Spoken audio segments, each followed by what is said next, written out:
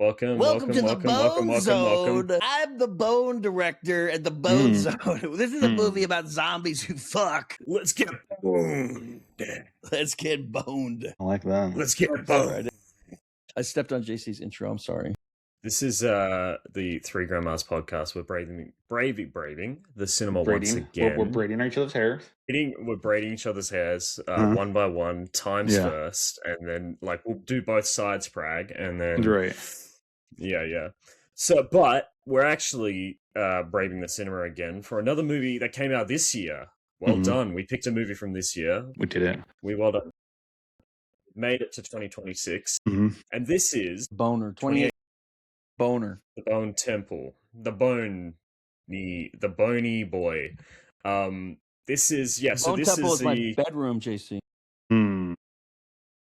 So this is the second film in this new 28 Years Later trilogy, a sequel to 28 Days Later, which was also followed by 28 Weeks Later. But this is the sequel to 28 Years Later, which was directed... The original was directed by Danny Boyle. The sequel, 28 Years Later, was also directed by Danny Boyle and written by Alex Garland. Hold on. Who directed 28 Minutes Later? Who directed 28 Minutes Later, which is a short that I saw. It was about 20 minutes after the infection, and it's a 28-minute movie. Who directed that? I have no idea. What about 28 Seconds Later, which is a very short that starts right before 28 Minutes Later? Well, it could be, and I would be willing to direct 28 Seconds Later. Okay, I want to see it. Let's do it. Listen. Let's call up Jerry Bruckheimer. Let's see if we get him on the line. Oh, I'm waiting for them. It's like, call me, Danny Boyle. Call me. Call me on the phone. All right, JC, I'm sorry. I keep interrupting your introduction. I'm so sorry. So 28 Days Later was directed by Danny Boyle, written by Alex Garland. The second one was directed by Carlos Fresnadillo, not written by Alex Garland. And then 28 Years Later... Wait a minute. What's his name? Lobster Fry Diablo? Lobster Fry Diablo? Carlos Fresnadillo. Or Fresnadillo, maybe. That sounds delicious. So for angel hair pasta? Time, correct me, because he's... I don't know. I don't know what's happening. He doesn't speak Spanish. Let's speak Spanish. That's crazy. So the third one was 28 Years Later. It was directed by Danny Boyle, written by Alex Garland, my goat. This one, not directed by Danny Boyle. They brought in Nia DaCosta to direct this one, but it's still written by Alex Garland. And this is the continuation of the story of Spike, who was in the first one. Time wouldn't have any idea who Spike is. Didn't know. Yeah. He's the main character of the first one. Okay. But this one kind of shifts the focus to Ray Fiennes and Jimmy Crystal. And yeah, I want to know what you guys thought, because this movie came out and I was excited for it because I love Nia DaCosta's first movie that I saw from her, which was her Candyland reimagining. I really enjoyed that. And then she kind of got locked into... Not Candyland. Candyman. You said Candyland. Candyman. You did say Candyman. Candyland is I did not say Candyland. You did say Candyland. I did not. I started Candyland with a Jessica Simpson lookalike, and we had such a crazy time. Tony Todd's Candyman. She did a Tony Todd. Tony Todd. Tony Todd. Rest in peace, Tony Todd. But no. So Nia DaCosta, she directed the reimagining of that. She also got locked into a Marvel movie, The Marvels, you know how those go. But no, I was excited to see what she does once she branches back out, does her own thing, and she got this script landed in her lap. Obviously, Danny Boyle didn't want to do this. They shot these back to back. Basically, Danny Boyle was shooting 28 Years Later, and then immediately afterwards, Nia DaCosta directed this one. 28 Years Later was shot on iPhone completely. This one was not. This one used, I believe, like Arri Alexa cameras. Wait, the one before this was shot on iPhone? It was shot on iPhone, that's right. Yeah, it was shot on iPhone 15, I believe. I feel like it's such a lie when people say that. No, this is like that one, 10 iPhones. 100%. Yeah, they have like 25 iPhones. If you hear this, and you hear shot on, it's never shot on iPhone. It's a lie. It's always a lie. Holding it, and there's like iPhones everywhere. You can see all there was, but every single lens that was used was from every No, I'm sorry. I believe iPhones are powerful cameras. Nope. I mean, those smartphone cameras are pretty powerful. Because you hear they're being shot on iPhone, and you're like, look how good it looks. You're not taking into account the professional software they're using, the different lenses, the little tracking rigs that they have that are tens of thousands of dollars. So don't give me this shot on iPhone bullshit, because it's not. You can't. It's not. Don't try to pick your iPhone. It doesn't matter. It doesn't matter. I think people think that it does their iPhone. It doesn't now. Yeah. If their iPhone and like make the movie. If it doesn't correlate 1-to-1, don't even say it. It's so stupid. It's so stupid. You're gonna get 1-to-1, son. let me tell you. The visuals. Tangerine. That was shot on iPhone. That was shot on iPhone. Yes, it was. That's a real iPhone movie. That's a real iPhone movie. I'm sorry, JC. Go ahead. And we reviewed it. But let me just say, the way that this movie looks compared to the first one, completely different. I wouldn't know. Completely different. I wouldn't know. Completely different. Like this one, like in what way? Well, the first one feels like it's almost like there's a little bit fisheye, because I think the iPhone camera is naturally a little bit fisheye wide lens. Compared to this one, it's a lot more flat, and like the image is flatter, and there's a lot more detail, and kind of like the pores on their face and everything. I can hear yours echoing, but I've turned on. Fucking kidding me? On NVIDIA Broadcast, I've turned on like echo, like speaker noise removal and room echo removal, but I can still hear it even through the filtering. But doesn't matter. No, it looks a lot different, and this movie is clearly by a different director. Like, just like off the bat, it's very clearly a different director, which I think is good. I think Nia DaCosta's style definitely enhances this story compared to the way Danny Boyle's enhanced the first 28 years later. Danny Boyle's always been a gritty, lo-fi kind of guy, right? Like, he's always tried to make experimental films with more downgraded equipment. 100%. I mean, the original 28 years later was shot on a camcorder, and you can tell it was shot in like 720p on a camcorder, and the movie still looks amazing, but you can tell it's shot on a camcorder. But this one is full ARRI Alexa cameras. You can tell just like the detail on their faces. It's like very clean. It's a very clean image, unlike the first one. And I mean, you're a big fan of close-ups, yeah, Prag? This movie, full of close-ups of faces. I think close-ups are utilized to hide budget issues. Like, if you're doing an action scene, how do you mask your budget? You use close-ups, which is... I don't think that's what this one was doing, though. But I know they don't have to do that, but I know, but that's classically how it's used, but it's also used to, like, there's some very violent torture scenes in this, and they imply the violence, and then they also show it a little bit too, but sometimes like, the close-up allows for not to see the actioning of humans, which is wild. And this is a nice reminder of like what happens when all the organization and decentralization happens, like little torture squads develop, and fucking atrocities. Yeah. But I think the reason why, so the first movie, like Danny Boyle's 28 years later, is like a shotgun. Like it's very quick pace. It's very action packed. There's a lot of just really inventive sequences, inventive editing. While this movie, it slows down the pace, and it's very talky. There's a lot of conversations. The first movie is necessary to set up this movie, I think. And it's almost like The Hobbit. The way The Hobbit is a complete story, but it's also a prequel to a much larger tale. And if anything, this second movie is more like a first movie, because if you no spoilers, but the end of this movie it keeps expanding and I love that how Tolkien starts very small in the Shire and then keeps opening the world map and opening, so you get used to the concepts and I think this is a fantastic Did the ending movie. of 28 years later kind of leave off to where the Bone Temple is going to start, or did it leave it open-ended like this one does? So basically the way that 28 years, I don't want to spoil 28 years later much for you, but basically Spike goes off on his own. He leaves the island community. He's got a sanctuary. And then almost immediately he gets captured by the Jimmies, like immediately, and it ends on a cliffhanger. That's where it ends. Yeah, they meet the Jimmies. You get little allusions to the Jimmies throughout the movie, but they're not shown until right. The Jimmies being a cold open for me wouldn't have been a cold open if I saw, or as cold of an open as I saw. So, yeah.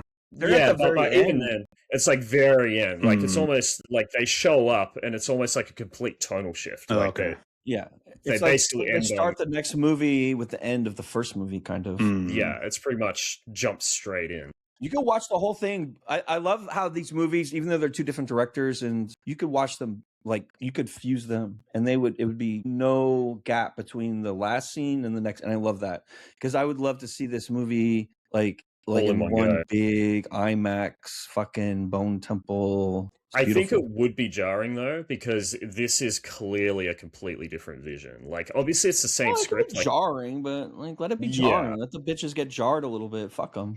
They can be jarred. Like, because Alex Garland, obviously, both of these movies are written by him. You can tell, like, the dialogue in these movies, like, I think is fantastic. I love Jimmy Crystal as a character as well. I think he's just really well written. But I want to know what you think, Tom, going into this. How did you, like, going into this with no context? Jimmy Crystal, same dude from Sinners, by the way. Same. That's right. Vampire, Jack O'Connell. Yeah, that guy.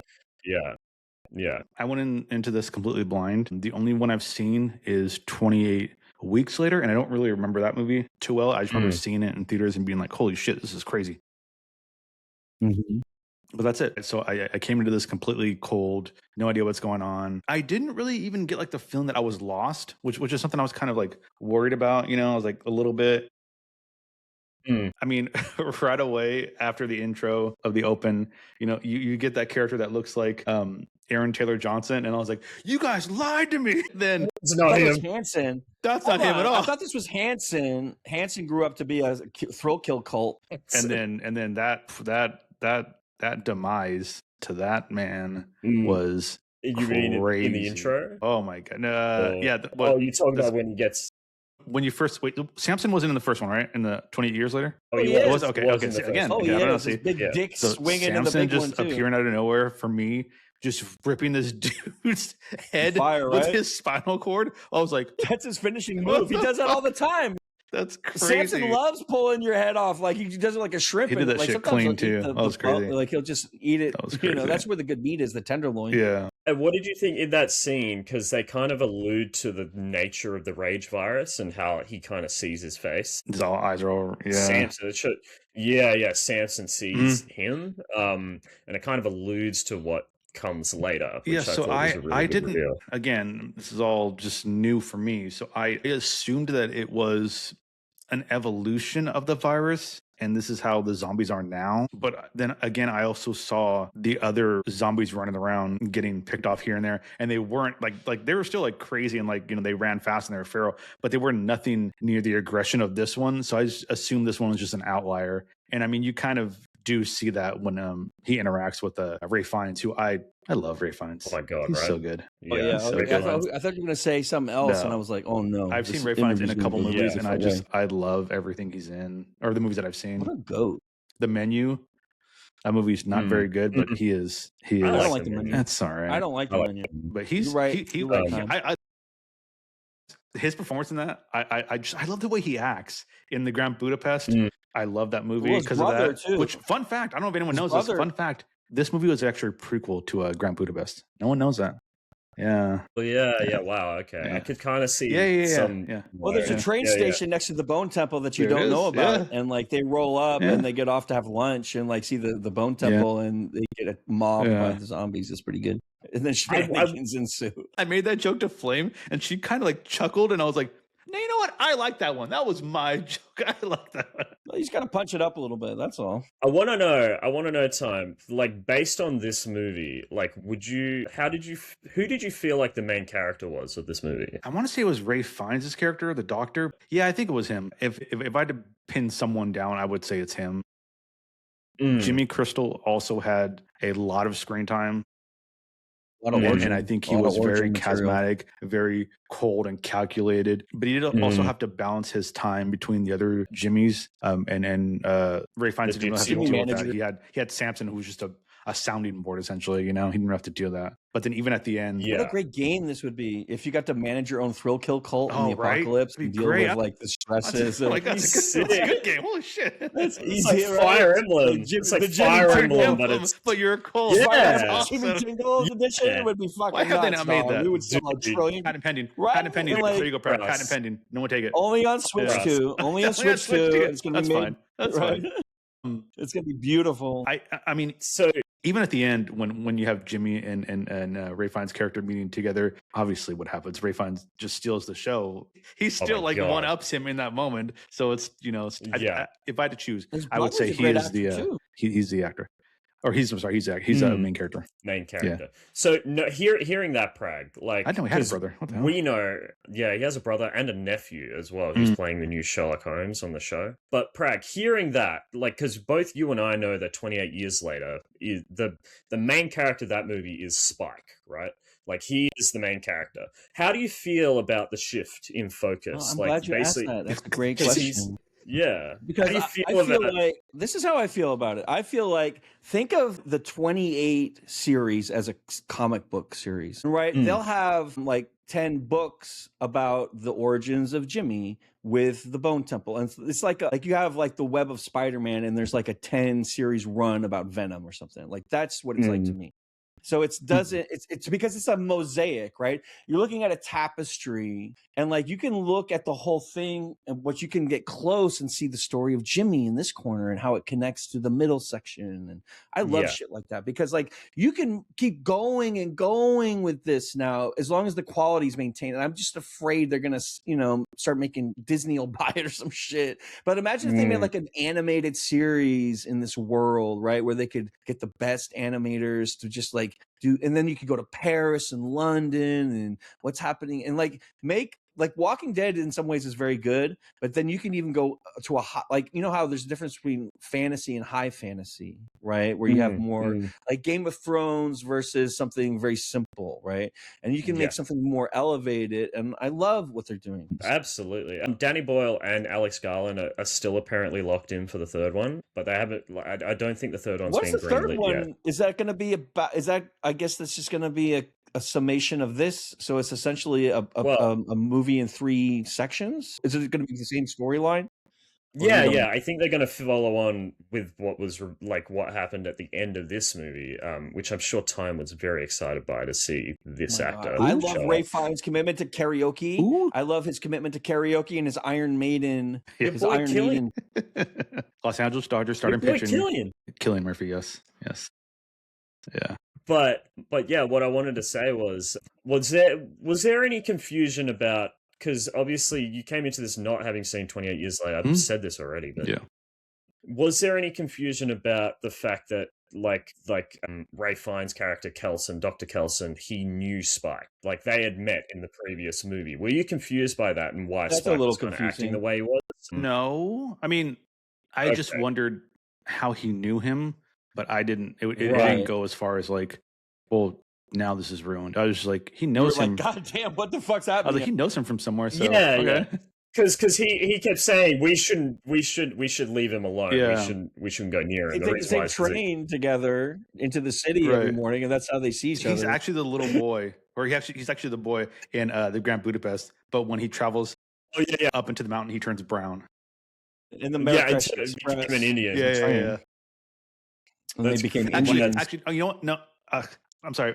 This movie confused me. I'm sorry. The Indian was actually Samson. He de-aged. He de-aged. Yeah. Right. He just got small. He didn't de-age. He just got smaller. He got smaller. Like he just, He stopped working out. Yeah. He stopped. Well, because he was cured. He was cured. Yeah. Yeah.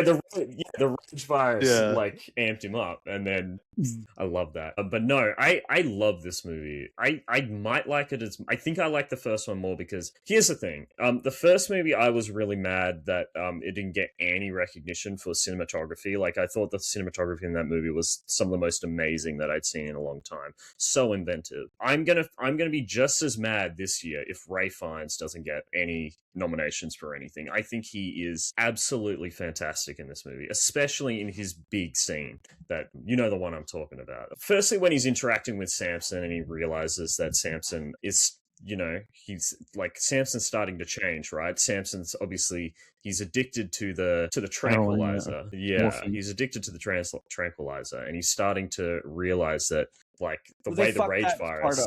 What are they going to do when he goes in through withdrawals? Did the doctor think about when he's you have to taper someone? Like imagine. I think he cared. Suddenly. I don't think Yeah, he but cared. don't you think that would cause more psychosis and he'd become ultra violent? But don't you? But like he's, he's treating. He was going to kill him if he didn't give him And it. unless he But came up at with this- Moon, that was clutch. Did you when Sanson hit Moon at the buzzer? Everyone in this crowd went,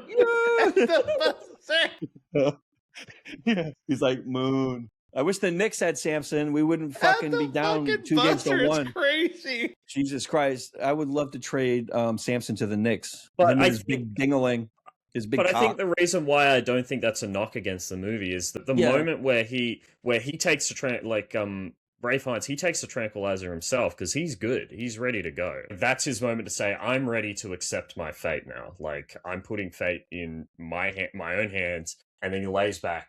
And Sanson walks away. He doesn't kill him, which was, like, obviously a huge moment for him. Like, he was ready it's for a good Sanson junk. to tear him apart. I mean, to be fair, it's pretty good junk that he has. The heroin's pretty good. And he wants to score tomorrow. I don't think the cure actually worked. I think it was just placebo. I think it was the power of love and Duran Duran that made him. Just like that was his dance. Like when he's dancing to Rio and his giant dick is swinging in the wind. I'm like, these two are gonna be all right. Yeah. The Radiohead as well. The Radiohead pool. Oh my god, what a great sequence. I feel like the songs are kind of random. I'm here for it because you're gonna get random records, right? Like I love how he found these records, so like it doesn't make sense, but like those were popular records, and I love like the number of the Beast karaoke number. I want to recreate that. I think that was fire, and like Ray is totally going for it. And like everyone, like they're skeptical at first, and then Ray like turned it up with the fire, and I love the fucking. And then he had the flares going, and they were so. Nothing else going. He won the audience over. Amazing. Good. There's a thing that I said that again cracked me up before the movie starts, right? And then again, I'm just expecting a zombie movie. I'm not, in retrospect, I didn't expect all these different musical numbers that popped up, But the movie's starting, and the movie starts with kids like laughing and running around. And I legit thought MGMT's Kids was going to start playing, and it cracked me. Yes. There's that now. Boop. Kind of disappointed. It didn't happen. But the thing is, an industrial version, a metal industrial version of Kids. I was going to say, Could you imagine, But then the opening scene is this horrific. Just do that with the Jimmies. Yeah, that's fine. I think it would have worked. Good day, Bamillion. Good day. Welcome to chat. Just contrast with what actually was happening on screen, exactly. Which is. But I think the moment works without that. Yeah.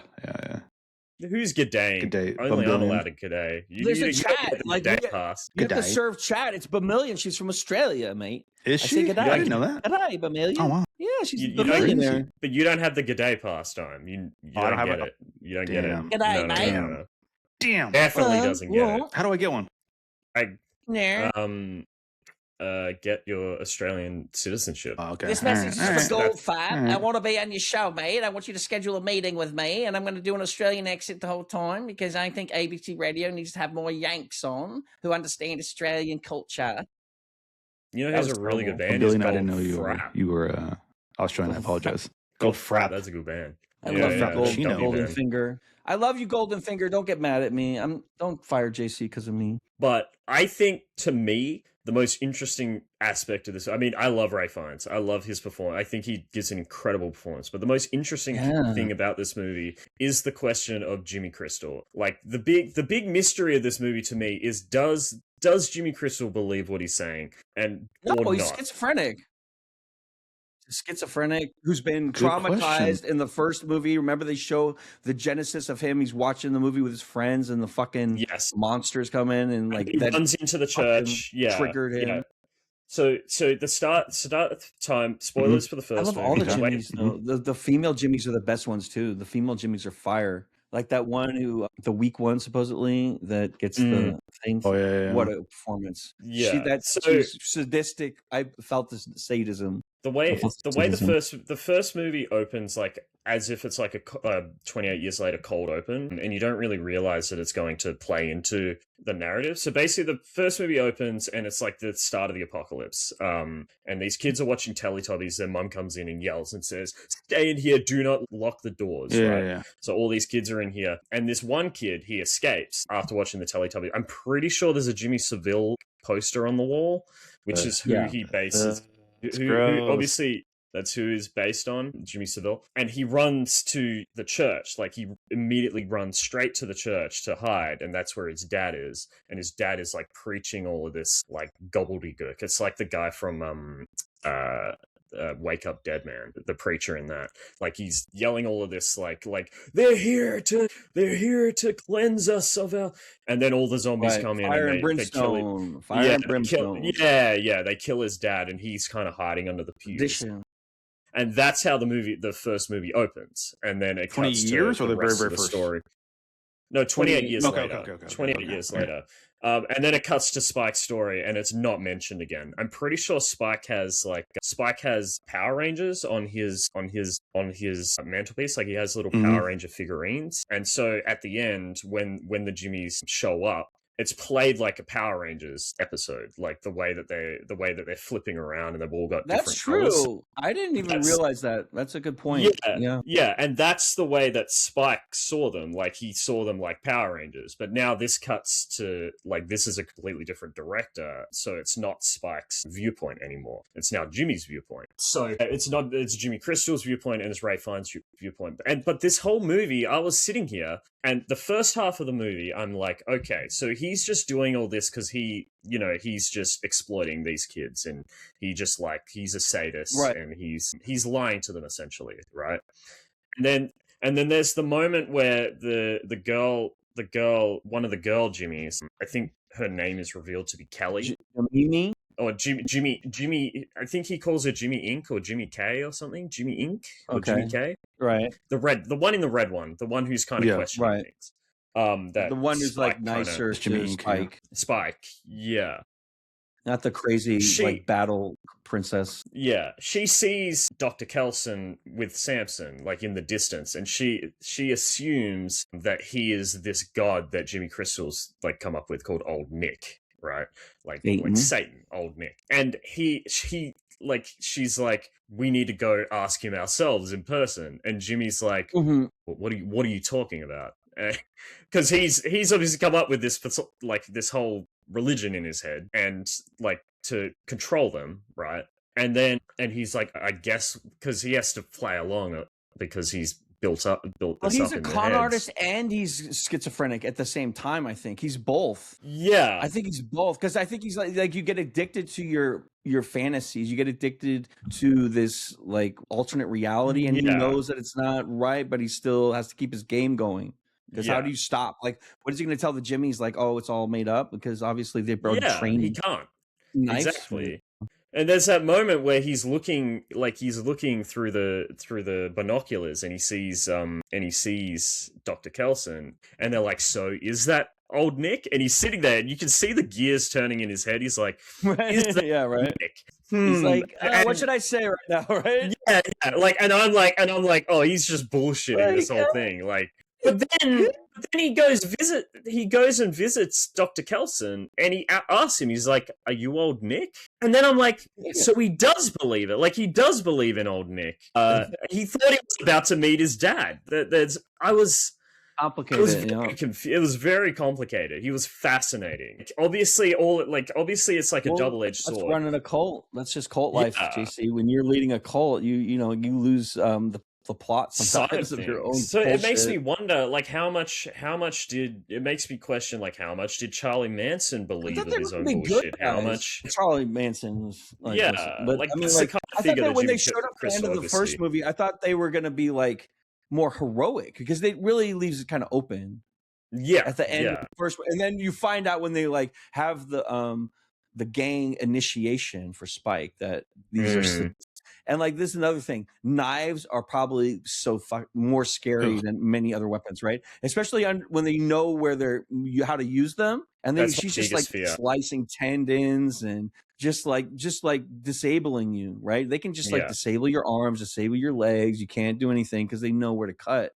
That's like crazy. one of my big, like, my dad is scared of needles, but like my big thing, I think I've said this on the podcast before. Like, my big thing is anyone in a room that's holding a knife, like, I have to be on the other side of the room. Like, we don't even throw them, right? I cut the shit out of my finger one day cleaning it in the sink, and I thought I was going to have to go to the hospital unless it would stop bleeding, because I cut the shit out of it, JC, and it just stopped bleeding just in time for me, because like you don't have the time. You have to stop the bleeding, otherwise you're gonna bleed the fuck out or pass out, and then they're gonna find you in a bungalow. So knives are no fucking joke, bro. But then the thing is like he obviously believes the foundation of what he's created. Like he believes that old Nick is like he believes his father is Satan, right? He believes that his father brought on this rage virus theory. It's a child's theory, right? Yeah, but everything else he's created so he can like control people and like satiate his like sadism. And yes, even at the end, like he tries to get like obviously he like him and Dr. Kelson they meet up. Like him and Dr. Kelson they meet up, and he's like, I need you to pretend that you're old Nick for me. Otherwise, I'm gonna kill you and like feed you your intestines. Feed you your intestines until you choke to death, which is fire. And he also just says it like, so casually. Think of all these things like I can't even think of like the de-shirting and like that's just crazy, bro. Like too much time on your hands. And then they show the skinny and they're showing the fat of the skin on the ground. Right? It's so gross, bro. But like, he just had this torture is wild. But like the funny thing is he says that he says he's going to feed him his intestines so casually. Like right after they've just had this lovely conversation about like their fathers and now like he, you know, like trauma and like, you know, they're so cordial to each other. But then he's like, yeah, I'm just like, you're going to do this. It's like a therapy moment. Otherwise I'm going to kill you now. Yeah. Yeah.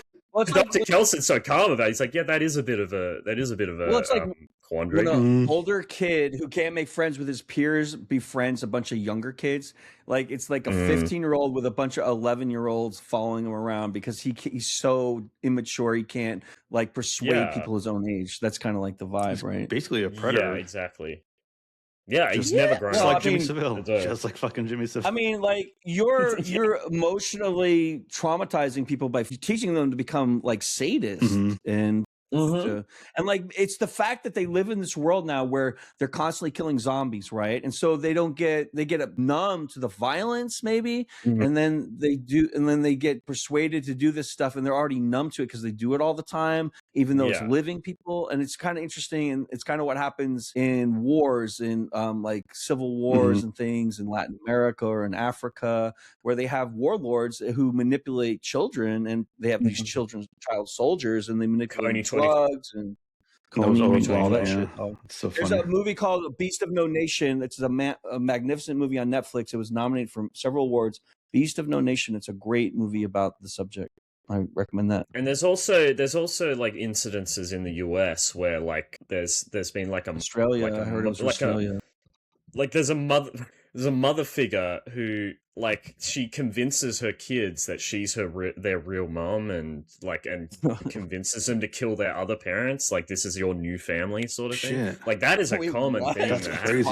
Yeah. So there's like heaps of reports of it. I've never heard of that. It's not a common thing. It's a thing, and they kind of Yeah.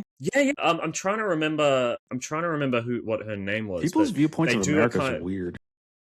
They do a storyline. I know, right? We're so peaceful. Like that was a real story that happened in the US. But they do a storyline like that in Hannibal, where it's about. Isn't that the plot to Mama, the movie about the grandma who like it's like Big Mama's House? Yeah. Mama. There's like another one, like a scary movie called. I've never seen it, but it's like called Mama or something, and it's like. I think so. Yeah. Bum Billion brings up a good point, and I actually wonder this during the movie. She doesn't understand why they want to hurt people, like whatever. And I've always wondered that when you see these movies with like this apocalyptic settings, and then you have these different communities and these different factions that break off, and you have some that are just genuinely hoarding things and controlling the means of supply and stuff like that. And I get that. You have little gangs. I get that. But then there's always these gangs that are just murdering people and eating people. And I don't understand where that comes from and why they devolve so quick into that. I don't get it. I think the reason is because we have like a social framework that we work with in real life. Like we have laws, we have police, we have all of the we have like monetary incentives, and we're incentivized not to do all of these things like culturally. You have train tracks that keep it on the rails. There's no rails. Yeah, But I think we also have this part of our brain that's like, it's like, I mean, Freud went into it and talked about it as the id. It's not super scientific, but we have like this evolutionary part of our brain that's kind of it's like our pleasure center, right? And it like releases dopamine, and that kind of informs our decisions. So when you devolve into a world which doesn't have all of this social order and stuff, I feel like people try to satiate that dopamine. They try to get that dopamine, and the one way that you can do it in this world is, for some reason, sadism seems to be a way that people do it. Listen, mentally ill people find other mentally ill people too. Like, that's not the natural human condition to, otherwise we would never have grown to make immense civilizations, because it's also, it's like 2% of the population, if there wasn't controls in the system, would probably gang up and form Clockwork Orange gangs, right? Or whatever. And so like, you know, they're speaking to that. They're speaking to the fact, like, there's no one to call when the fucking gang shows up at your house. And that's what the Old West was like too, though. Like, we've lived in many periods of time when there were no systems or structures, or no, you know, there's no one's going to come help you. And so people would like wolves, that's easy pickings and stuff too. And then it becomes crazier and crazier as more traumas happen to this group of people, and they become desensitized, and they're recreating violence that's happened to them, and you get a whole fucking Comanche experience. Yeah, not just that, but in our society that we created for ourselves, we have things that also that are a substitute for that, like dopamine release. Like, we have video games where we can like shoot and kill people. We have movies that, is that a dopamine release to torture someone? Though that would make me. Well, I mean, no, but Most I mean, people? I would say like sad. That would make me very sad. I'm saying is in the absence, like if you're living in a world where there's an absence of that, and you have an inclination towards that, like everyone, like there's like 1% of the population has a violence gene or a fetish. Because obviously not everyone ends up doing that in these apocalypse media. Like, it's like a small Mad group Max of people. theory, right? Yeah, so like it's Mad like a small Max group theory of doing it, and that's it's also a movie. Right. Well, they don't focus on all the other populations that are probably farming and doing fine in the, like, wherever the outposts are. And like, the roving bands of small groups like this, but like there were Vikings, and they were doing the same shit. Vikings didn't just come and kill you. They raped everybody. They tortured everybody. They enslaved everybody. Like, that's the way they ran things until the Renaissance, and even for a long time after that. Right. Spanish Inquisition, the same shit. I think it's like society that like holds this all in place, that keeps it together. Leadership and dogma. It's this, like, a theory breeds action in order to support the theory. Is the philosophy that Jimmy has about his Satanism is pushing forward. Okay, we have to go do this shit instead of like surviving and cultivating a community and actually like lifting themselves up like Fines does. They devolve into fucking garbage rat human people. And I love, and like obviously it ends up being Jimmy Crystal's like downfall, because he has this kind of he thinks he has everything figured out, right? He thinks he's so easy. He has this like, not mentality, but he's created this whole, what's the word for it? He's created this whole image of the way syndrome. The world, this framework. He feels he's the main character and everything's going to work out for him no matter what, because it's all revolving around him. But then Dr. Kelson is able to flip that on his head, because he knows he has this, like, it's not actually Jimmy Crystal that has this power over these kids. It's the mythology. It's the legend. Well, he's a therapist. I love the therapy he does with the alpha zombies and the gangs of marauding teenagers. He like sits you down and he just like has a bro down with you. And sometimes there's some drugs involved, but that's just to like open you up to the experience. I don't know if you like, I saw this in cinemas. Ketamine, okay, that's what Jimmy needs. Ketamine.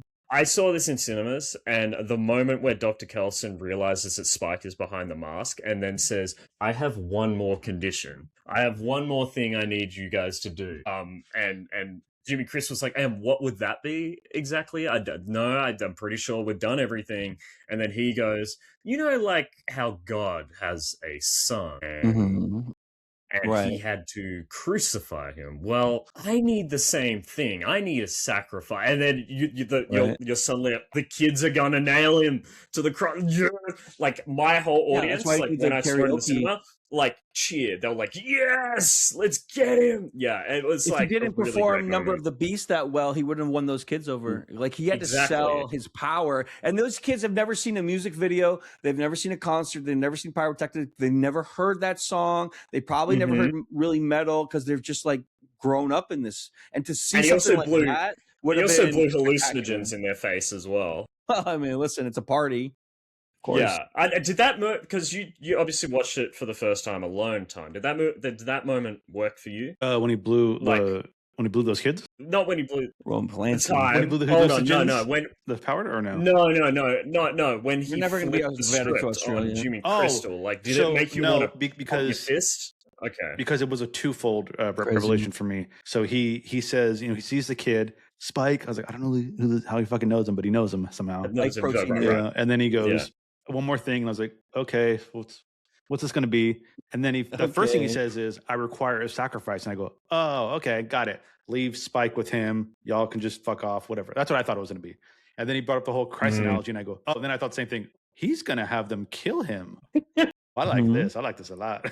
yeah. Like my whole cinema was like cheering when he said that. And like Jimmy, you see it, the color drain from Jimmy's face. He's like, I do like how all these kids were just so, or I mean, various ages, whatever. All these followers, the fingers were all kids, very enthralled with what was happening. But the moment they get there, and the moment this show starts, if you look at Jimmy Crystal's reaction at first, he's like, "What the fuck are you doing?" He's just like, "What is happening?" Right. And then he's like, he's in the woods. He's like doing and then this. It goes more and more, and he's like, "Yeah, yeah." He was headbanging at even the psychedelics. Yeah. Hold on a second. Is Jimmy Peter Pan? Is this Peter Pan? I mean, he did say the Lost Boys, the Lost Boys, and there's a lot of things. But who's Tinkerbell? The lady who got the spike in her head? Maybe. Yeah, the maybe Satan is Tinkerbell. I don't know. The other really interesting thing about this movie to me is the way that it treats it treats zombies in general. Like, I've never thought about, like, for some reason, I know Warm Bodies kind of did it, but I've never They're really not zombies, thought about... are they? They're infected, and that's the first mistake. We're going to get a letter from the people on that. They're going to be like, "Those aren't zombies, JC. Those are infected." They're rage that's not virus. the same thing. That's not zombies, but it is zombie media. Like, it is. Like, I feel comfortable with undead media. Walking Dead, what it is. Walkers. The Walkers. I mean, like, they're dead, and these people are infected, and people get annoyed sometimes when you combine the two groups, but they're all undead. I'm pretty sure they say zombie reanimated in the previous movie. I'm pretty sure the guy that's like from outside like the island and he comes in, he's like a military guy. I'm pretty sure he says zombie. But what I was gonna say, I really like how this movie demystifies like the zombie, and like I've never thought about what they see from their eyes. Like the fact that they see something else. Like, he breaks it down. He's like, I saw a zombie eating a baby. Like, what's the use case for that? Obviously they're seeing something that's not there, right? And he's like, so a psychiatrist would call that psychosis. So I'm going to treat the psychosis. And then, he puts he does his doctor thing. Like, it doesn't matter. Like, he fixes it. I'd never thought about the zombie virus in that way before. Like, that is the first time where I was like, shit, they're probably, from their eyes, they're probably seeing something completely different. And you can treat that. And it's like a psychological, like, I thought it was genius. Rabies. It's kind of like a higher evolution of rabies, because that's what rabies will do to an animal, is essentially turn them into an infected where they're just like attacking. I don't agree with that, because on basic zombie lore, if you're shot in the heart, you should not live, just on a human level. But if you're infected, you can get back up, because there's a connection from your brain to everything else that kind of gets you back up. So you can't really treat a psychosis if it's not really there. I think I think it's multiple things that are happening to the victim, right? Like, there's the mental and also the physiological, because there seems to be some sort of mode of action taking over to power.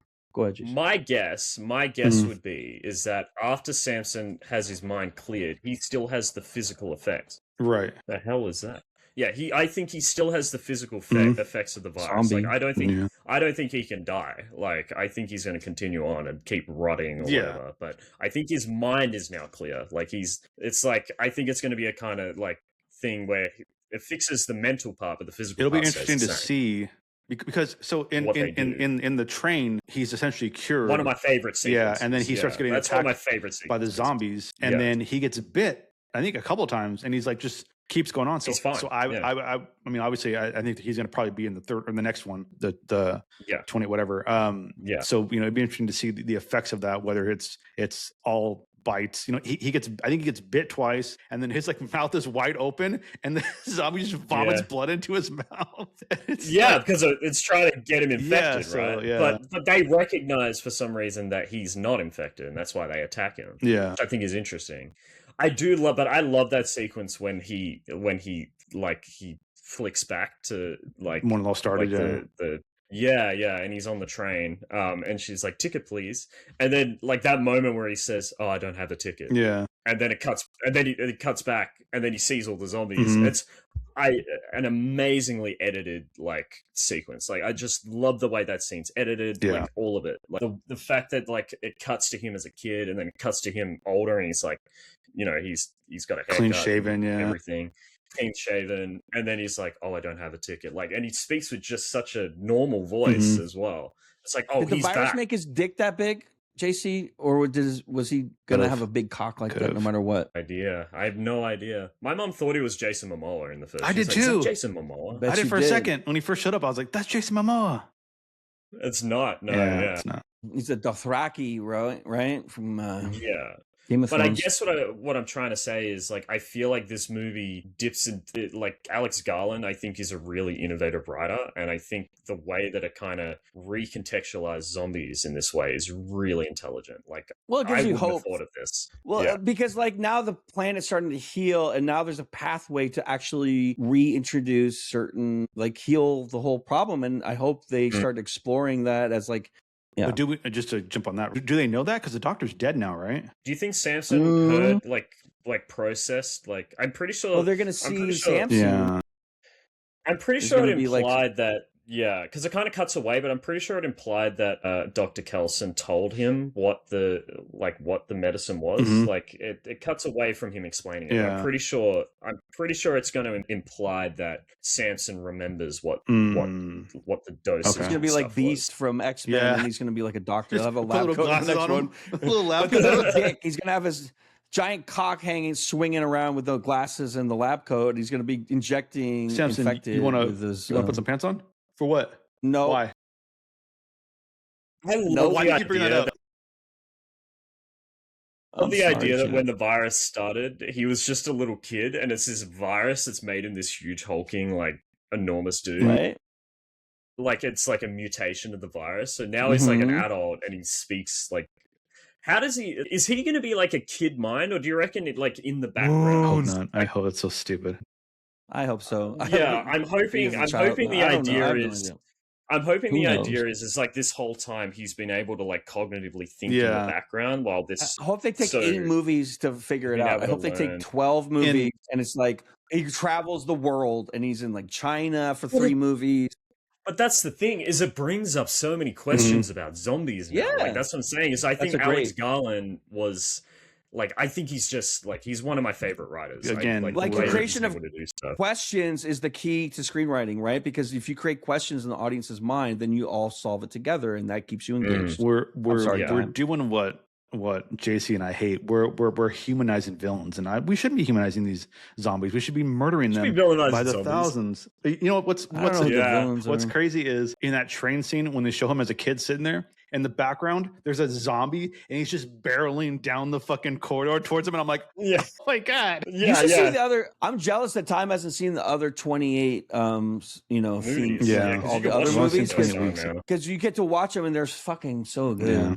They're so good because I love the kinetic style of they're more threatening because they're not shamblers, they're fucking speedrunners. And I love like the early movies when they have the masses and all the fucking World War Z is too much to me. It's too much. It's like they have the computer generate it looks cool, but okay, you did that and you saw it, and that's great for trailers. But like this is the right way to do it because like you have to be you have to be really skilled to survive in an environment where they're not shambling. They're actually very physically capable and like they're spitting, like they're blowing blood into people's faces too to infect, and they're infected instantly. Right. Mhm. So like there's low, you can't fuck up any part of, like there's that one scene where the guy has to kill the guy who's passing, because if he sees him, he's going to scream, which he ends up doing anyway. But like he fucks up, he hits a branch and that's over. He opens his mouth and like they all are like, oh shit, it's over. So like a game like that in this universe would be like a Dark Souls. Isn't that level? Imagine making a hyper difficult zombie. Isn't game that movie? right? Or that movie? Sorry, what's the game? It's about a biker. Oh yeah. Dead Again. Days Gone. Days Gone. That's kind of similar. You know what? They were going to make a sequel to that, and they fucking shelved it because it didn't sell enough. But it ended up making like a ton of money, it sold decently but not enough on PC. It sold like $40 million. They made $40 million, and they're like, "No, we're gonna just fucking shit can the whole thing." Imagine how cool it'd be on modern. They did a remake too. Yeah, remastered it. Yeah. They did a remake too as well. Yeah. Well, it's like an upscale for PS5. Yeah, and it's good. As you were talking about World War Z, like ants, you know, like they're just. I also think like a zombie, like the zombie genre. I feel like just immediately it beckons themes. Mm. And like I think just from the get go, I think it's very easy to get like to write like ideas based on like from the zombie idea, like you know, your humanity and the apocalypse, etc. Wasteland. Yeah. Patton Oswalt said there's 3 types of science fiction: land, spaceship, or dragons, right? And there's all one version of those 3 things, or whatever, how he puts it. Yeah. Well, he's saying there's 3 versions. There's the wasteland setting, there's the space setting, and there's the time medieval travel setting. Of medieval. But like, usually they all fit into one of those, right? It's interesting. Yeah. But no, I love this movie. Do we want to get into final thoughts? Yeah. Sure.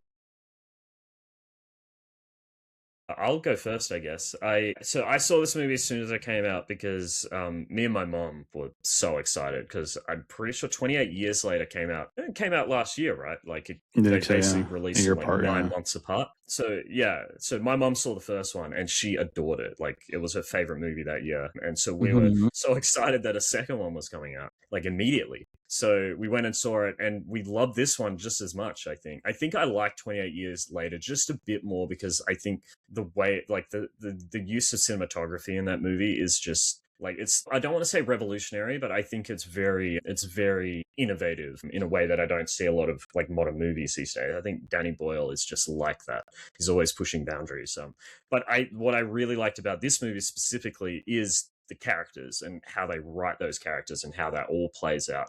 The way that Jimmy Crystal's whole ideology and the question of whether he believes it or not, how that plays out in the end. Like he's nailed to the cross and he sees Sansom walk past, but because he's on hallucinogens, he sees the devil horns and he thinks it's his dad. And again, that's very Hannibal as well. That was very Hannibal. Mm-hmm. No, I loved it. I loved everything about it. I loved Ray Fiennes. I think this is like in a just world, I think this would be an Oscar nominated performance, but it's not a just world, and genre films like this kind of get shafted by the Oscars. But I think he's fantastic, and I think Jimmy Crystal is one of the most interesting villains written in a long time. Yeah. And I think this movie looks amazing. Like just the way that the fire looks and the kind of time-lapse sequences over the bone temple and like the beautiful sky. Yeah, and everything. Like that's a Nia DaCosta. Like that's her visual storytelling that she brought to it, and the kind of closeness, the lots of shallow depth of field, the kind of tender moments as well. I loved it. I'm going to give it an 88 out of 100. It's fantastic. 88, crazy. I do want to bring up too. One of the reasons I think why Jimmy Crystal believes what he says is because when he's upside down being crucified, he does scream multiple times, "Father, why have you forsaken me?" So I think it's, I don't think if you finally were like, "Damn, I've been undone by my own bullshit," I don't think you scream that. Yeah. But there's moments where he's frustrated by what's going on. Yeah. Like he's frustrated that Dr. Kelson's there. He's frustrated that Dr. Kelson's not doing what he says. So half of it he is making up, and the other half he does believe. Yeah. Yeah. But keep going. Also, that upside down crucifix, I want that on a chain so bad. I love that. It's fire. It's fire. Dave Navarro has one of those. Does he? God damn it. He has everything. I don't know. So cool. I'm assuming. He's so cool. I'm certain Carmen Electra and him like watch this movie and have a big like indoor theater sex bed thing. I don't know what they do. 28 years later, this was an interesting movie to watch going in blind. I don't think not seeing the first one, the prequel to this, hampered any enjoyment of it because there was none at all. I didn't like this movie at all. This movie was so boring. I don't understand. Sabotage, JC. You just got sabotaged. I sat there. He's What the just fuck? fucking More time cold. on You my can't phone do this. than watching the movie. He waits for the end. See what he does? This movie was I so hate this. stupid. Oh boy, JC. This- JC, don't crash This out. is like watching like, hey, I'm gonna go see a Batman movie, and then Batman is not in it. I don't care about these people. I want to watch a zombie movie. This has nothing to do with fucking zombies. There's 5 zombies in the movie. That's it. Then you have an overgrown zombie in Samson who gets cured. That's so stupid. And then, not only that, but this is like when I watched like one of the Godzilla Kong movies when all there was just people talking. I don't care. I don't care about any of these people talking. I don't care about these characters, regardless of if I know them or not. This was such a boring movie, and I don't understand people's like of this. Alex Garland has done nothing but shit movies. I don't get it. The only thing he's written that's good is Devil May Cry, the reimagining one. Fire. That's it. You didn't like Dread? I wanted to turn this movie off so much. I haven't watched Dread, to be fair. I wanted to turn this movie off multiple times. It was such a drag. The opening intro was kind of cool, but then after that, it's just, again, I agree with the Ray Fiennes deserving an Oscar nomination just for the Iron Maiden thing. But before that, he was very like basic. His acting was very basic before that. I think he didn't have a lot to work with this movie. Yeah, this movie was just I had made the comment to Flame. We are on such a crazy streak of watching movies that are like under 2 hours, and it's like we're whatever. And I saw this, and I expect this movie to be like 2.5 hours, and it wasn't. It's under 2 hours, and this movie felt like 3 hours. It felt like a 3-hour long movie. I couldn't wait for it to be over. That's crazy. I found nothing redeeming about this movie. Score 30 out of 100. You can't keep doing this. You have to do the review before, because we got to talk about. That's the way I review. That's the way I review this with you now. You brought up the parts and I reviewed them. You brought up the parts and I reviewed them. That's ridiculous. We didn't say any of this stuff when I brought them up because we weren't talking about those things. I mean, that's like he's smart about like his parliamentary procedure is immaculate because he's reserving his time to the end. All have our and you don't have any way to respond. And so that's a great, like what he's doing is actually very intelligent because he gets off his shots and you don't get it to counter. And then it's we up can't to me, discuss right? it. That's a we discussion. did earlier. We discussed I know. It's a discussion, isn't it? It's crazy. W. Satan. But you didn't bring up any of these points that you just said after I brought up points and asked you, what did you think of this? Yeah. What did you think of that? I hold my what cards. Like I hold my cards close to my chest. You feel like it was like a surprise show you at the end. mechanic. It was a setup. You don't like the set, like you feel a setup. Okay, let me talk about the movie. I love this whole series. I've always loved zombie style movies and Armageddon movies, and I just love to like put myself in the shoes of the characters and how would I survive and how would I play this. And I just love the manifestations of hope and the desperation that can be evoked in a doomsday scenario. And there's so many times that these stories have been told that it's very hard to bring a fresh expression to the genre. And I love, it's not a reboot, but a continuation of the series, which includes these beautiful locations, and the Bone Temple is magnificent. The performances were great. I love all the acting performances. I love the gang. I love Jimmy. I love, I was locked in for the whole thing. There's like, maybe because I knew the lore of the first movie and I knew the other movies, that it was simple for me to reintegrate to this, and I didn't question the movie because I already knew I liked what was going to happen. Right? I already knew I had a predisposition to enjoy it, and I did. And I thought like a lot of what you said, JC, when you recommended this movie, and I had taken so long to get to it, was 100% accurate. And I think it was one of my favorite Alex Garland movies. And I can't wait for more stories from this world. And I'm just like, at the end of the day, when we're talking about zombie movies, I'm not really a technical person about this stuff because it's a fantasy. It's a suspension of disbelief situation, just like a space opera or something. Like there's going to be magic. There's going to be things and that don't totally make up. But I really love this movie, and I'm happy to give it a 91. Thank you. Prag, that makes me feel better. But you didn't think the barnyard sequence was fucking insane? You didn't think It was fine. It was fine. Okay. It was fine. All right. Listen, well, the reason why that was the reason why so I do these things is because you see the mood you're in. I'd rather you be in the mood afterwards as opposed to during, and you're just trying to change your mind because you're not going to. It's pointless. So at the end, it's like maybe, you can have a bad attitude, and it'll pass. But you're not gonna be able to dwell on the fact the entire time thinking he's wrong, because now you can think of it right now. We're done with the episode. We're fine. I'm doing it for you guys. But the thing is but we're doing a review. It's a review. Like the hours. I get both your points. I get it.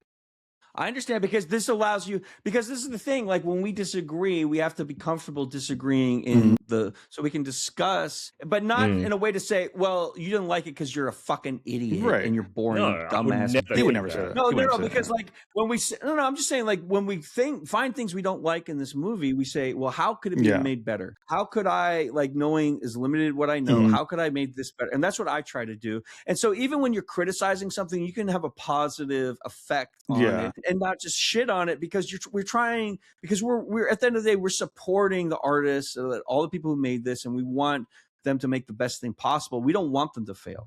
Yeah, I don't watch that movies. That's waste my time. So I just want to ask. So you didn't like Ex Machina? I never. But the only one I've seen is what is it? Sunshine. That's the only one I've seen. No. Oh, Alex Garland. Yeah, that's it. You like Sunshine? It was okay. You like Sunshine? All right. So did you watch Civil War? Literally nothing else. It's only been that and Devil May Cry. That's it. Didn't watch Annihilation? Nope. Oh my god. No. Okay. Ugh. Okay. Dread is a movie I definitely want to watch. Shit movies. Yeah, shit. They're shit. But Dread is he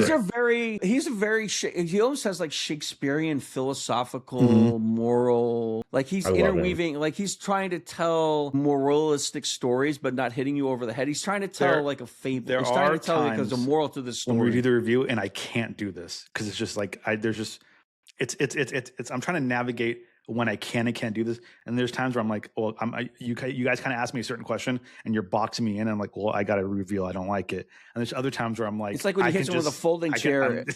I can hide it the entire time. Like JC didn't think you were going to hit him with a folding chair at the end of the match, right? He was celebrating, and then you sneak up behind him like, everything I said earlier. Like it's almost equal. You're that's not fair. Go back and listen to it. It's never anything about like the film plot specifically. But I think Time also feels that we jump his shit too much when he disagrees with us, and maybe he's tired of that.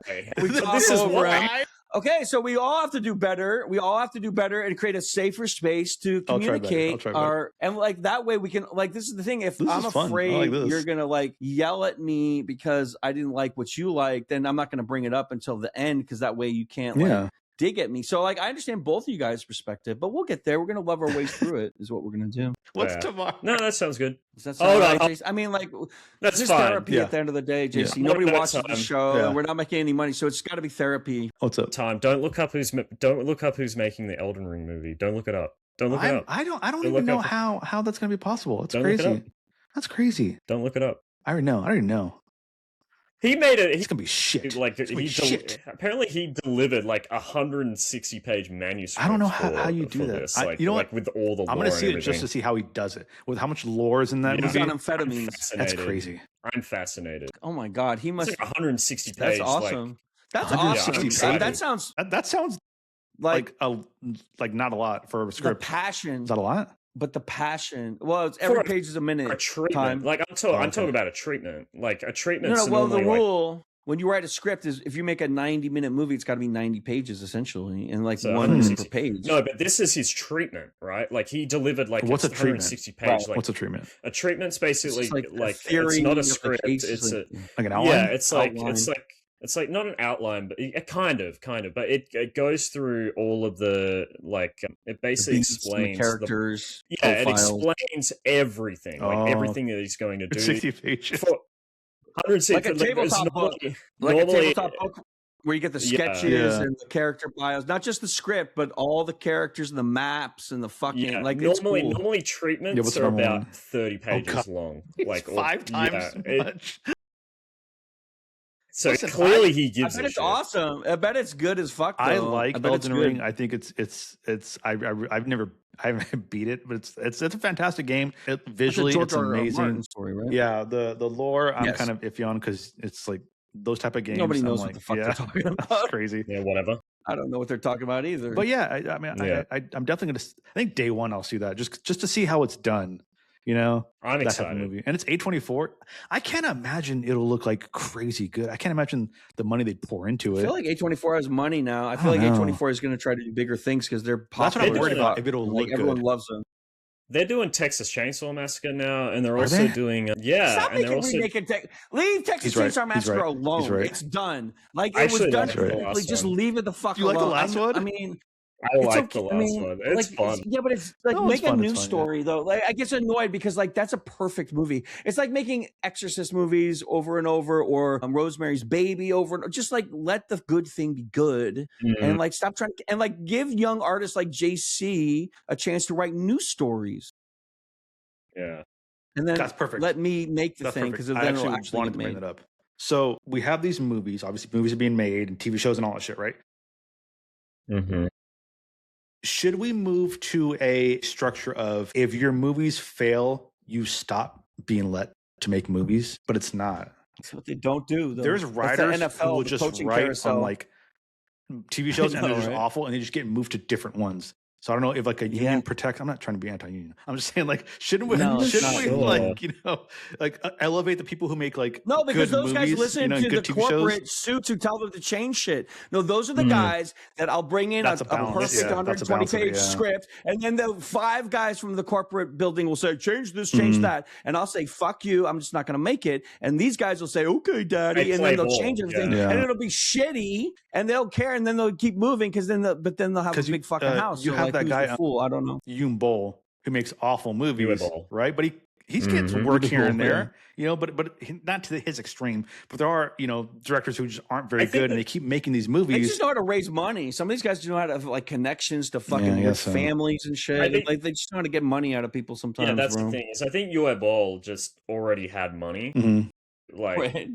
Yeah, like he just already had money, so he just he bought the rights to video games when they were cheap because no one wanted to make video game movies. Right. Yeah. So that's how we got Alone in the Dark. That's how we got House of the Dead. And then he ruined all video game movies, all of the Blood Rain. Yeah, and they're kind of making a little bit of a comeback, although Super Mario is kind of. They're going to take the wrong lessons from Super Mario, but we'll see. Street Fighter looks cool. I thought that trailer looked Street Fighter looks fun. Yeah, it looks like super campy. It looked pretty cool. Like it looks like it looked alright. It just looks like another like fucking made for the Asian market. It's like made for it's made for a global market. So it's just going to be like a video game brought to life. Nothing edgy is going to happen. Nothing interesting. It's going to be very safe. It's going to be like homogenized McDonald's. Bullshit. Well, I think the biggest like red flag with that movie is that it was originally going to be made by the Filippo brothers who did Talk to Me and the other one. They need to make canon films. Make it whoever made Strike Force and First Blood. Do you know who's? Those are the great movies of that era about fighting. Those are the great movies. So the horror movie Talk to Me, and what was the other one that they made? Bring Her Back. Yeah. So they were originally going to make the Street Fighter movie, but they got fired for creative differences. Oh, well, that's the shame because those movies are great. I really enjoyed those 2 movies that you mentioned. I think that's the biggest red flag. Yeah, I think it's funny because they don't want to make good movies. They want to make movies that sell, and they don't want to make movies. So like they're trying to thread this stupid fucking needle, and the way they like can do it is visually it's good, but then the story is going to be fucking ass and boring and just typical. And what are you going to say? It's so sad. It's sad. I think it's funny that they race swapped characters in Street Fighter when they clearly have defined nations that they come from. Just so stupid. I don't know anything about Street Fighter, so I don't know which race they swapped. Cammy is British, the white British woman, and she's okay. The woman that plays her, she's a different nationality, but when you see like pictures of her and like even in the movie, she's super white complected and it looks really weird. But that's not how she looks like in real life. So it's like, why did you guys do that? What are they doing? It's movies for 14-year-olds. I'm not against movies for 14-year-olds, but nobody who's 14 gives a fuck about Street Fighter. That's not true. And they're trying to make them excited. Do you think they do? Do you think those type of games are like hot right now? Big name. Still? Yeah. I feel like they were a lot bigger back in the day, but I don't know if people are getting down for a movie, but it's big. Games like that. Big. I thought the new Street Right? Fighter was a big hit. The new Mortal Street Kombat? Fighter game. I thought. Oh, that was yeah, the Street Fighter. No, the new There's Street a Fighter. I thought it was a niche. big hit. Street Fighter 6 is big. There's a group of fans that only play games like that, and they love every game that comes out, and they really support it, and they have tournaments. I love those guys. But like general audience, they don't like the properties are not hot. Like name 3 Street Fighter characters. I can name like 12. I can. Oh, okay. I can't either. But I don't play Street Fighter, but I actually know the characters. I know. They're cool characters. They still haven't heard a character's name. Guile, Ryu, Ken, Blanca, and Bison. You got me. Ken. I know Ken. Ken's fire. I love Cammy. Ken. Okay, you got me back with Ken. As long as Ken's Chun-Li. I was about to say Chun-Li. I know Chun-Li. Yeah, but we're old. Like, listen, when Street Fighter was hot, it was coin operated. It was in the arcades. Everyone was lining up to play. Now, is that the hotness? That's holding up arcades anymore. I don't know, bro. I was a Tekken. I don't know guy, about. So I never played. Oh yeah, I never crossover. played Street Fighter. Tekken would be a cool movie. I never. Tekken would be really actually. Now that I think about it, if they want the super They dark, made a Tekken movie. Apparently, it was terrible. Oh really? Yeah, apparently it was awful. Yeah. They made a they need to make. They need to make one. Getting a second movie. Like the first one wasn't good though. So why would the second one be good? It's by the same team. Yeah. Although Carl Urban's Jean-Claude Van Damme movies from the 80s are the ones that work. Those are the ones because they're already campy. They're already. I heard that movie's pretty decent. Which one? Yeah. The Claude Van Damme Street Fighter. Oh, that one's so good. I like that one. That one's so good. I heard that was campy fun. Yeah. Let him make them. Like he Kylie directs Minogue movies was campy that one. Dolph Perfect. Lundgren. Woo! Kylie Minogue. Oh my god. What do you guys mean? We still love you, Olivia Newton-John. Consuming or Kylie Minogue what do you guys music been watching? I've been watching the Knicks. My beloved Knicks have one of the best teams. They're shitting the bed like they always do. They missed a game-winning jumper, and then the guy fucking dribbled the ball off his knees in game 3. And I'm like, it's just like a curse. It's just a curse. And then this war in Iran, it's like keeps getting. They're like, oh, we're gonna do something next week. And then it's just gonna get fucking more boring, and because it's just like, oh, we're not gonna do a show tonight. We're just gonna do it in 5 days, and like the ceasefire's over. It's so right? expensive. Like the dates, the cutoff date's over, right? The ceasefire's done. Well, he extended again because he doesn't want to. This is the thing. Iran knows that they don't want to do anything, and so they're like, "Go ahead, do something, tough guy. We're gonna destroy everything." Like, no, you're not. And then they keep extending it and now they're just leaking money, like $14 billion a day to have all those ships and shit in the area. You're cook, and the economy is getting cooked because the prices are still elevated because you can't control that straight unilaterally without the acquiescence of the opposition. So you need a diplomatic solution, and they don't have the qualities and the skill to sit down and actually make a deal. And that's ironic considering it's supposed to be the great deal maker. I think I give it a 1 out of 10 stars. Nice. Time, what have you been consuming? Still watching Dodger baseball. Lakers are playing. Lakers are up 2-0 in the series. That's fucking. See, I would quit. We're doing it, baby. We're going back. The new season of 90 Day Fiance Before the 90 Days or whatever it's called is reaching its ending. It's getting crazy. Oh my god, it's a nightmare. I love it. Ooh, Euphoria too. Euphoria. I don't watch Euphoria. But Euphoria's out. Yeah, I heard that was awful. I don't know. Don't watch it. Don't watch it. Don't know. It is terrible, but that's what I like about it. It's kind of like that other movie, Showgirls, for me. Two new albums came out that I absolutely love. One is from 9 Inch Noise. Fire. Oh, gosh. Fire. 9 Inch Noise. Fun fact, I didn't know Atticus Ross is part of 9 Inch Noise. I didn't know that. I thought he was just his partner for like when he makes movies. I didn't know that. I'm so confused. Are you talking about a different band? You actually talking about 9 Inch Nails? He's talking about a mashup of 9 Inch Nails and Boys Noise. Yeah, so I didn't know who Boys Noise was, and obviously I know who 9 Inch Nails is. They performed at Coachella, and I'm like, I'd say 9 Inch Noise. I don't know who that is. Whatever. So then Flame puts it on. She's like, oh, it's 9 Inch Noise, and they're like, well, who's that? She's like, I don't know. So then they start playing. And then Trent Reznor's there, and I go, why is he there? I was like, is this a cover band? What's going on? Blown away. Just an amazing show. Incredible. His wife's up there. She's singing. It's fantastic. And I'm like, what? Great set. Oh my God. Weekend 2. Watched the whole set. Fantastic. And then they released, I looked, I was like, oh, they're just something they do. They don't have an album. They're just something they do. And then they released an album right before Weekend 2. And it's just basically what they played. But it's fantastic. It's like reimagining of some songs. What's the most popular song off of the Trown Aries soundtrack is reimagined on there. It's really good. Yeah. That album's fantastic. Awesome. And then what's the other album? The other album that came out I think it came out a couple weeks ago. The new Deer Hunter album, Sunya. Oh, Oh my new album. god! Heard it Oh yet. my Nice. fucking I'll have god! to check it out. Amazing, Nice. amazing. And that's it. That's it for me. Nice. I've been continuing with Oblivion. Odyssey. I'm Odyssey? still not finished. No, just Oblivion. Elder Scrolls. Oh, yeah, that's Elder right. Scrolls. And I've been reading the Odyssey. yes, but yes. I haven't read much this week at all. You never But finished no. Odyssey. It's been a month. I'm gonna finish it. How much is left? Of that movie? Or that, I'm sorry, the book. A decent amount. I Okay. think about like a third left. Okay. A third left. And then Oblivion. Oblivion. Oh, you played Oblivion on I've PS4? been- no, Xbox. But I've been switching between like Xbox PC, Oh, Xbox. okay. Depending on who's Yeah. using that room and who's using this room. Right. I watched Folding Ideas' new video essay. He was invited to Beast Studios, like Mr. Oh, okay. whole like TV show, Yeah. like the scenes, the whole TV show, and he goes on like an hour and 20-minute just like video essay on why he was even invited. He's this extreme, like he's obviously a leftist, but also like he made this whole video about like how bullshit cryptocurrency is and how bullshit like he goes into like all of this stuff, but he's very clearly like a leftist. So he was wondering why he was invited to B Studios to like he just got an invite and then he showed up. He was there with like Doug Walker, who's I don't know if you guys who know who the Nostalgia Critic is. Don't know Heard the of the Nostalgia Critic? No? Yeah, right. Okay. You two online, JC. Sorry.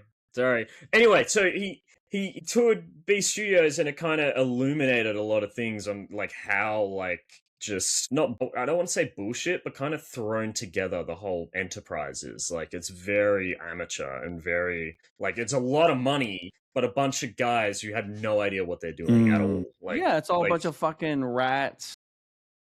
just like morons. They don't have a clue of what they're doing. Like they say all these platitudes. They're like this season of Beast Games has the most cameras on a set of all time, and they did that just because like it has the most crew on a TV show of all time, but they just did that so they could say that. Like there's no actual point. Like it doesn't. No added value. Yeah, there's no added value to the show. Like anything. Like it's. Can I mention ridiculous. one more thing? Yeah. Can I mention one more thing? I'm listening to a new podcast called Now There Are Two of Them, and I've been playing it on my stream, and I really enjoy learning about the Star Wars universe. Yeah, of course. You've been enjoying it? But we have to get your man a microphone that is like, it sounds like he's calling from Pelican Bay, which is a prison here in California. The second episode, he's using this microphone, and he's got the same settings I do. Okay, I haven't heard the second one yet, but we did play the first one. And the one note I do love your relationship because I can tell you guys have been friends for a long time, and I love how close you guys are, and I'm enjoying it. And like, it's going to take several episodes to get comfy, but like you guys have no shortage of things to talk about, and if you have that, then you're gonna have a great time, and I'm enjoying it. The second episode, he bought a mic and he bought a camera, but we're never going to be on camera. Good. But we bought a camera so that we can see each other and talk to each other. You could just record it and never show it, but you have it in case someday you do want to show it. You could always record it and never publish it. I think he just doesn't. I think he just doesn't want to be on camera. Put a pillowcase on his head. Put a pillowcase on his head. That's what I would do. He could be the unknown critic, Star Wars critic. No, but I love that you're working on it, and I hope you're having a good time. So you actually enjoyed the first episode? I'm glad. Yeah. I mean, it's just like any other first episode. There's always, it's like you have to develop, synchronicity. Like you have a good rapport. It's just like it's very loose and like I felt like it was connected. It's only like 40 minutes, right? So like. Yeah, I mean, it's hard to meander off. I like it when you guys meander away from the topic and just like talk about other stuff to extend it, because that adds more authenticity to me. Because at the end of the day, I want to feel like I'm in the room with you guys listening to a real conversation instead of like a show being presented to me. I want to feel like I'm in the hang. The other thing I watched recently was a good job. Thank you. I really appreciate it. Like, I'm noticing the time's ticking away. Michael, I saw the new Michael Jackson movie starring Jafar Jackson. I talked about it on ABC News Radio. I read your scathing on review on Letterboxd. I have to listen to that too. We have to do that. I read your scathing review on Letterboxd. Letterboxd. I want to know time. I haven't heard it yet. Like reading it because I basically spoil the movie in that. Oh yeah, it's his fucking life. Good. So yeah. In Spotify. Like, how could you not? Everybody knows. Well, I spoiled what's not in the movie. Are you shocked that the stuff that I mentioned isn't in the movie, and the stuff that I mentioned, like, I couldn't believe it. I was watching it, I was like, there's some stuff where I was like, it's who cares? It's Michael Jackson. It's about Michael. Like, it doesn't relate to anything else. There's other stuff that I was like, that's interesting. They didn't bring that up. There's one thing that they did film, and I'm surprised. Or I was surprised they filmed it. They actually filmed the whole Neverland being searched. Like, I'm surprised they had the balls to do that. And then they said they couldn't do it. Yeah. Yeah. The estate told them to get rid of it, and they did. So I read about that, and I read it 3 or 4 times, and I thought I got it wrong. It was the estate told them to cut it, not because they didn't want it in the movie, but because it's part of a settlement where the kid in the settlement name said they could never be named or they could never be shown. So it's on them, which I think is I don't know. I think that's bullshit. That's what it said. Though. I think that's total. That was their official response. Bullshit. Like I think that's them trying to find a loophole. My response is why you could literally not name the kid at all. But then to film it, my response is just to film it and then just not do it, which I guess they did on the miniseries, the TV miniseries. They did the same thing, and the estate had to go, no, we can't do that. And they're like, oh, okay. It's like, why did you let them do because this? Like they have billions of dollars to sue you. They can keep you in court for the next 30 years with that kind of money, and that's what the filmmakers are like. But what time saying is why film it? Yeah, why not do your due diligence and go, hey? Because they're going to make money this way because they want to make a profit, and this way they swerve the court case and they also make a profit. And it's sad, like it's a bunch of fucking looky-loos out here. There's just so many things that I feel like are important in Michael Jackson's life, like his rivalry with Prince, his vitiligo, which is a huge part of his like identity and. Well, that didn't come till later, then, right? So like the which. But it was there his whole life. I read a review of the movie and I saw a video because I'm not gonna see it. I don't care. But the way they said the movie ends, it makes me so happy because it says Michael Jackson's story will continue. Yeah, it was like a Marvel movie. That's the meme. That's Michael Jackson will return in Avengers Doomsday. That made me so happy. If he comes back? What do you do if he shows up again and he's like, "Oh, I was just hiding." It was a dog shit movie. It was. I don't think it's as bad as Bohemian Rhapsody. It's not like a cut. Yeah, to shit that was mess. I don't like those rock bioepics. I think they're trying to like make a greatest hits album of someone's life is the gold standard. Just like listen to their albums, like watch their concerts on video, listen to their albums, read their interviews from when they're around. Like you can't condense these massive careers into 90 minutes, in my view. I think you have to like surround yourself. Like tell me some good ones.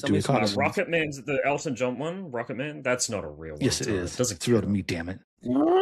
Rocket Man, the Elton John one's really good. The recent Timothy Chalamet, Bob Dylan one was really good. It was really good. They try harder with Bob Dylan than they do in these other ones. And sometimes, but then there's also like the Indian Beatles movie where all the Beatles music, except like what if like we only talk about the Indian influences? Like it's just like a cash grab sometimes. The Weird Al Yankovic one's really good. I heard that's good.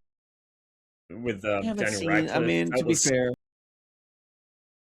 There's been some good ones. I had a list, but why isn't there a Phil Collins movie? The Eldest one. I actually really like the Eldest one as well. What about I enjoyed the Eldest one Saints a lot. Brings Phil Collins to the big stage because Phil Collins had a child acting career. He was in the Magical Mystery Tour movie by the Beatles. He had like his long fucking. He made over $3 billion in record sales or something.